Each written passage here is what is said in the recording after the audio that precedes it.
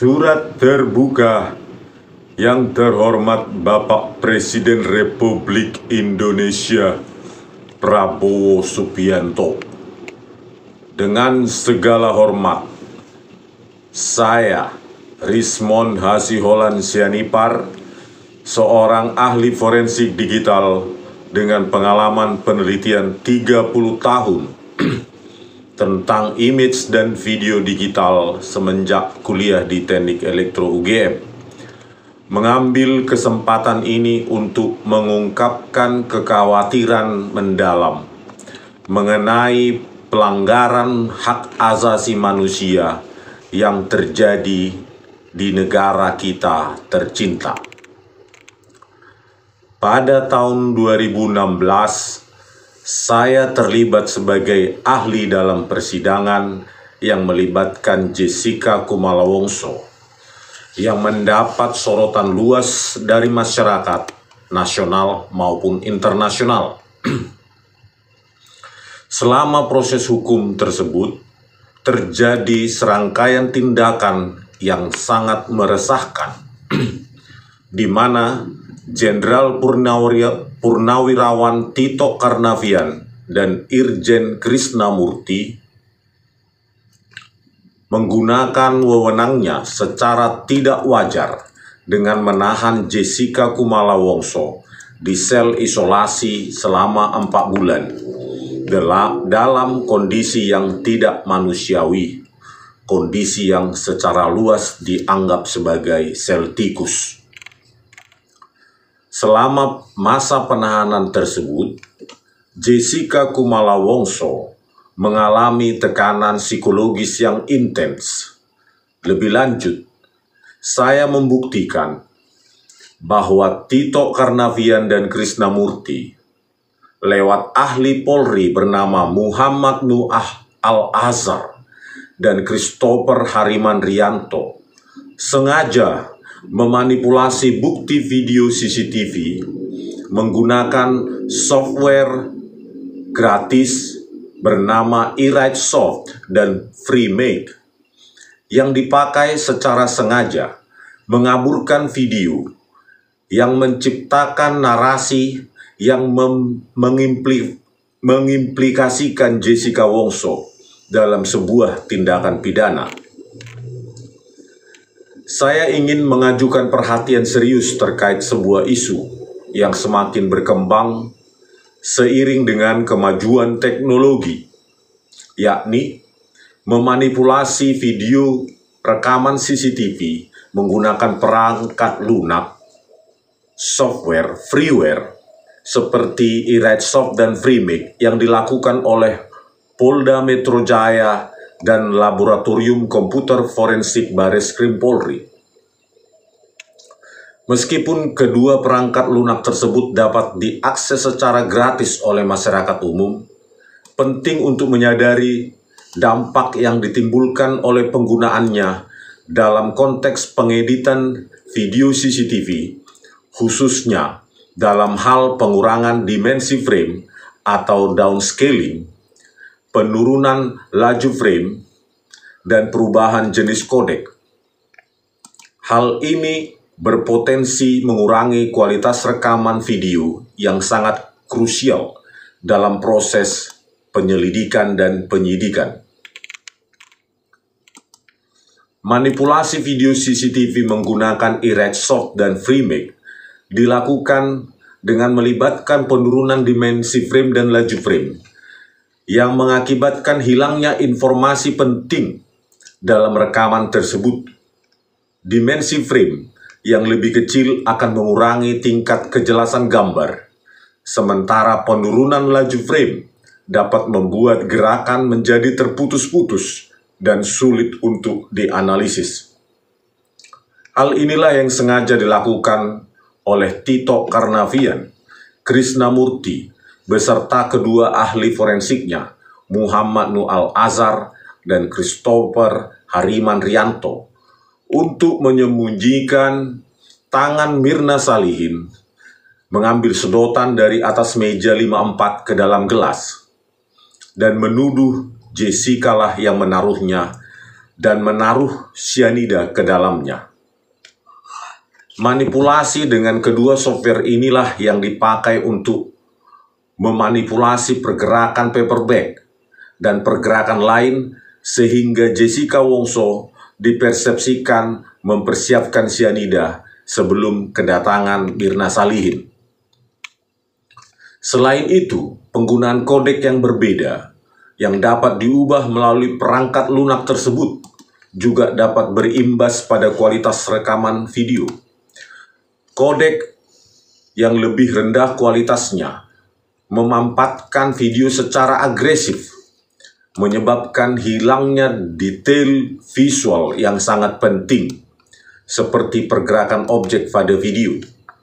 Video yang telah dimanipulasi tersebut digunakan sebagai bukti dalam proses hukum, tentu dapat merugikan pihak-pihak yang terlibat dalam proses peradilan, khususnya bagi terdakwa Jessica Kumala Wongso. Secara spesifik, manipulasi video tersebut melibatkan pengurangan dimensi dan laju frame yang disengaja. Video CCTV yang asli dengan resolusi 1920 piksel untuk lebar dan 1080 piksel untuk tinggi dan 25 frame per detik sengaja diubah menjadi 960 piksel untuk lebar dan 576 piksel untuk tinggi dengan laju frame menjadi 10 frame per detik. Tindakan kesengajaan ini merupakan perbuatan merusak barang bukti digital yang mengakibatkan hilangnya data spasial maupun temporal dan hanya menyisakan informasi sekitar 10%. Dengan kata lain, terjadi distorsi 90% terhadap data video.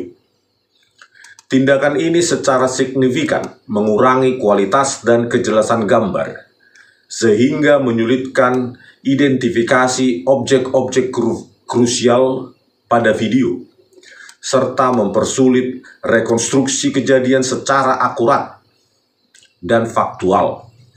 Efek buram dan video yang terputus-putus yang disengaja oleh pihak Polri inilah yang dipakai untuk menggiring narasi bahwa Jessica lah yang menaruh sianida ke dalam gelas yang selanjutnya diminum oleh Mirna Salihin. Saya ingin menekankan pada tingkat kerusakan yang diakibatkan oleh manipulasi bukti video CCTV dalam kasus yang melibatkan Jessica Kumala Wongso. Video CCTV yang telah direkayasa tidak hanya mempengaruhi jalannya penyelidikan, tetapi juga memiliki dampak luas pada kesimpulan yang diambil oleh berbagai profesional hukum, termasuk saksi fakta, ahli forensik digital, psikolog, kriminolog, dokter forensik, ahli pidana, dan bahkan hakim yang memutuskan perkara. Dalam konteks forensik, rekayasa ini memengaruhi kredibilitas dan validitas analisis para ahli. Misalnya, psikolog yang mengandalkan informasi visual dan pola perilaku dari video untuk menilai keadaan mental, niat, dan tindakan subjek menjadi tidak akurat. Reduksi detail visual mengganggu penilaian psikologis yang bisa mengarah pada kesimpulan yang salah mengenai motif atau keadaan psikologis terdakwa. Para kriminolog yang memanfaatkan bukti video untuk menetapkan timeline dan mengidentifikasi tersangka atau motif juga terpengaruh oleh rekayasa video CCTV yang diorkestrasi oleh Tito Karnavian dan Krisnamurti yang dibantu oleh kedua ahli forensik digital, Komisaris Besar Muhammad Nur Al-Azhar dan Christopher Harimanrianto. Tindakan ini tidak hanya mencoreng keadilan dan integritas sistem hukum kita, tetapi juga merupakan pelanggaran serius terhadap Deklarasi Universal Hak Asasi Manusia, serta berbagai konvensi dan perjanjian internasional yang bertujuan melindungi hak dan martabat setiap individu. Saya ingin menambahkan suatu aspek yang sangat krusial terkait dengan integritas data dalam proses hukum yang telah tercemar ini. Dalam proses persidangan tersebut, terdapat insiden serius di mana para jaksa telah dengan semena-mena mengubah isi flash disk yang merupakan salah satu barang bukti kunci. Perubahan ini dilakukan berulang kali selama persidangan berlangsung tanpa sepengetahuan hakim dan pengacara. Perbuatan ini telah menimbulkan keraguan yang signifikan terhadap keutuhan seluruh proses peradilan dan mempertanyakan keadilan yang diberikan kepada terdakwa. Flash disk yang seharusnya menyimpan data mentah yang tidak terkontaminasi menjadi bukti tak terbantahkan lainnya bahwa keutuhan video digital sebagai bukti telah tercemar. Tindakan ini tidak hanya melanggar prinsip-prinsip dasar proses peradilan yang adil dan transparan, tetapi juga mengancam kepercayaan publik terhadap sistem peradilan kita.